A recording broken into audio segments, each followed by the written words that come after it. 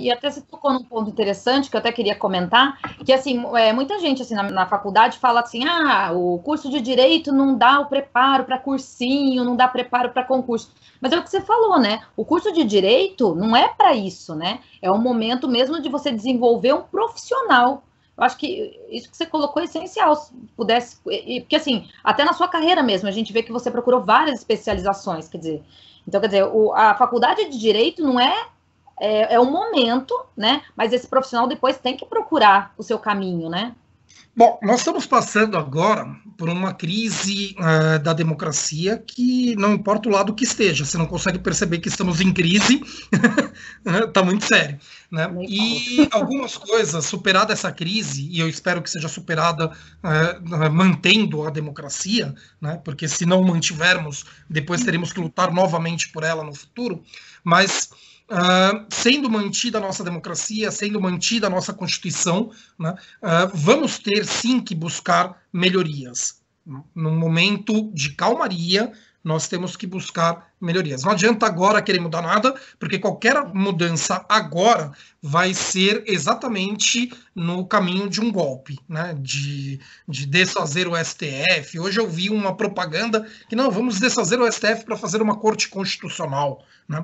Baboseira, né? O STF já funciona como corte constitucional e ele merece melhorias, sim, como todo e qualquer sistema merece melhorias, tá? Mas agora não é o momento. Vamos primeiro fortalecer as instituições democráticas, deixar voltar uma calmaria, restabelecer o império, né, da ciência e não o império da ignorância, né, que esse é um ponto essencial. Hoje nós estamos no império da ignorância no mundo inteiro, né? Pessoas que leram um único livro e acham que com isso é suficiente para não ser um idiota, né?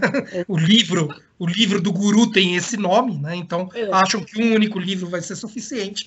Mas a partir do momento que nós vencermos o império da ignorância, nós vamos ter que restabelecer algumas coisas para conseguir manter o nosso Estado democrático de direito. Dentre os pontos que nós vamos ter que repensar o estudo jurídico. Não dá mais para termos faculdades que são fábricas de salsicha, formando pessoas que não são profissionais do direito de verdade. Né? Não dá para a pessoa virar juiz porque decorou um monte de lei. É isso aí. Sem ele ter realmente vivido um pouco da sociedade, sem ele ter participado de debates filosóficos, ele não tem uma formação intelectual suficiente para ser um juiz. O mesmo serve para advogados, o mesmo serve para promotores, né? Nós precisamos de profissionais que sejam realmente intelectualizados. Não dá para termos uma profissão que exige a intelectualidade, né, ocupada por uma absoluta maioria que não tem a menor intelectualidade. Então, não podemos mais ter um ensino de direito desconectado da sociologia, da antropologia, da filosofia. Não são matérias para ter no primeiro semestre. São matérias para acompanhar os 5 anos do curso. Eu preciso ter essas matérias para e passo com as demais matérias. Não adianta um professor entrar em sala de aula e explicar o direito penal se não entrar depois um outro de sociologia e trazer os debates da criminologia que fazem com que aquela norma no direito penal seja a estabelecida. Porque o aluno decora o direito penal e depois se forma e vai falar que bandido bom é bandido morto, que precisamos ampliar o rigor das penas no Brasil. O Brasil é um dos países mais punitivistas que existe. E a pessoa acha que existe alguma impunidade no Brasil. A impunidade no Brasil é para menos de 1% da população. Para todo o resto, é um direito penal pesado pra cacete, desculpa o palavreado. Né? E os alunos de direito não estão aprendendo isso. Estão saindo da faculdade repetindo o que o Datena fala. Então não precisa fazer faculdade de direito, né? Não. Se vai entrar e sair da faculdade repetindo o que o Datena fala, não precisa fazer faculdade de direito. Ou entra num direito reflexivo, num direito que é científico e acompanha, portanto, as demais ciências sociais, sociologia, antropologia, filosofia, história e etc., né? Ou nós vamos ficar sempre correndo atrás do próprio rabo. Porque ver hoje profissionais do direito defendendo absurdos, porque não entenderam Montesquieu. Pelo amor de Deus, deveriam ter entendido no colégio. Tudo bem, nós temos problemas sérios na educação de base no Brasil, mas entraram numa faculdade de Direito e saíram da faculdade de Direito sem compreender Montesquieu, sem compreender a importância do sistema de freios e contrapesos, achando que tudo bem simplesmente extinguir uma instituição democrática. Né? Então, precisamos repensar o ensino de direito no Brasil. Isso é um convite para todos os alunos da universidade. Não aceitem um estudo do direito que seja mera decoreba da lei. Tá? Eu vou contar aqui um caso, Ana Paula, que eu considero bem emblemático. Tá? Primeiro, eu fiz o NIP, tá? Eu me formei na Unip lá em 2002. Né? Certo. A começar que eu, na época do vestibular, a minha preocupação estava bem longe de ser com a minha carreira. Eu era um moleque, como a absoluta maioria que entra no mundo universitário, infelizmente numa idade que eu não considero nem correta de ser a idade para buscar um vestibular. Eu fui decidir ter uma postura correta, né, como estudante, como profissional, a partir do momento em que a minha ex-mulher engravidou. Eu estava no 2º ano da faculdade, e dali para frente eu decidi ser alguém que realmente fizesse a diferença. Tá? Se não fosse isso, talvez eu hoje seria mais um dos advogados pragmáticos, que seria igual a todo mundo. Mas durante aquele período eu decidi que iria fazer a diferença, fui atrás, e depois eu consigo fazer mestrado e doutorado na USP, o que na época era tratado como, nossa, né, isso é fechado para só alunos da USP. Não, não é.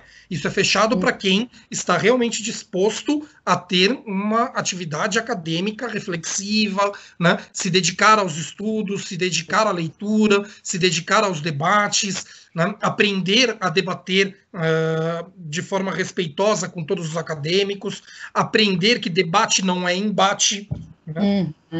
Eu não entro numa discussão com o Caio Coppola, por exemplo, porque o Caio Coppola não sabe debater. O Caio Coppola ele participa de embates, eu participo de debates. Ele, no afã, no desespero de vencer uma discussão, ele usa qualquer dado que ele tira da cabeça dele. Eu só trabalho com dados científicos. Eu só trabalho com o que está efetivamente sendo posto dentro da ciência que eu estou trabalhando. Né? E se não for a minha ciência, eu vou trabalhar com um respeito absoluto pela ciência que não é a minha. Né? Então, agora nós estamos discutindo questões de epidemiologia, eu vou respeitar os epidemiologistas, né? E não quem nunca estudou nada relacionado. Enfim, as portas da academia estão abertas para todos os que querem realmente entrar. E, estando dentro da academia, eu falei, bom, eu preciso melhorar aqui a minha cultura, e eu fui fazer disciplinas lá na cidade universitária, na FEFELESH, né? Uma faculdade de história, Quando chegou lá, a arrogância do pessoal do mundo do jurídico é a única coisa que a gente consegue ser superior a qualquer um, né? Na arrogância, realmente. E nós saímos numa turma de 10 alunos do doutorado da USP, Largo São Francisco, para fazermos uma disciplina lá na FEFELESH com o professor Álvaro De Vita, que o título era Teses de Justiças Libertárias da Atualidade. Né? Basicamente, o debate entre John Rawls e Amartya Sen. Como nós tínhamos acabado de fazer uma disciplina que também era sobre esse debate dentro do Lago São Francisco, nós fomos para lá achando que seria uma disciplina relativamente fácil para a gente, porque nós já dominávamos esse debate.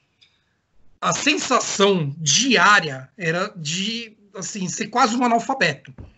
Quase um analfabeto, porque estávamos ali no meio de estudiosos das demais áreas de humanas que leem de verdade, que não se limitam a resumos, a esquematizados, né? Que não passam 5 anos lendo cursos e manuais e códigos com leis, né?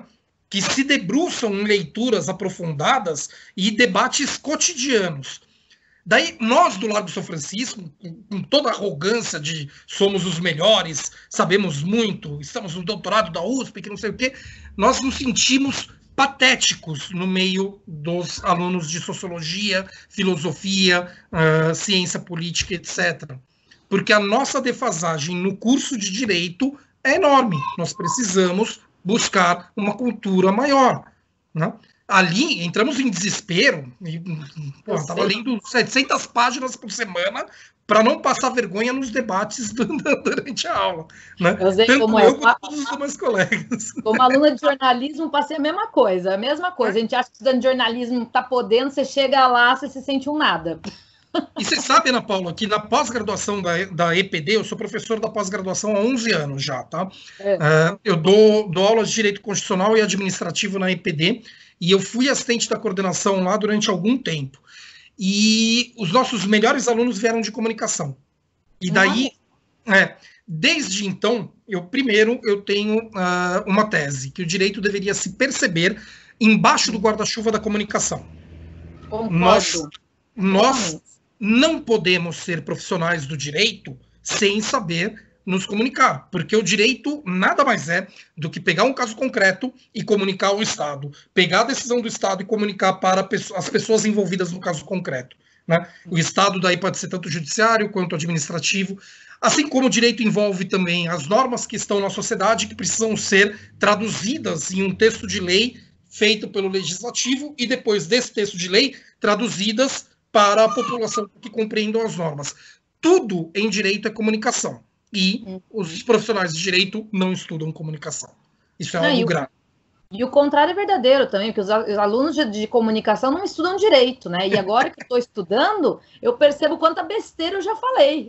Quanta matéria que eu já fiz super mal embasada. Agora eu estou percebendo. Uma das reformas que eu considero necessárias é essa, só que essa está muito longe, porque para convencer profissionais do direito que nós temos que nos perceber como uma sub-área de alguma coisa, esquece, porque a arrogância, como dito, é a única coisa que nós conseguimos ser vencedores. Né? Como o curso de direito é anterior ao curso de comunicação, né? Você não espere que os profissionais do direito vão aceitar que o correto seria primeiro estudar comunicação para só depois aprender um pouco do direito e então seguir em frente. Mas você sabe qual é o motivo?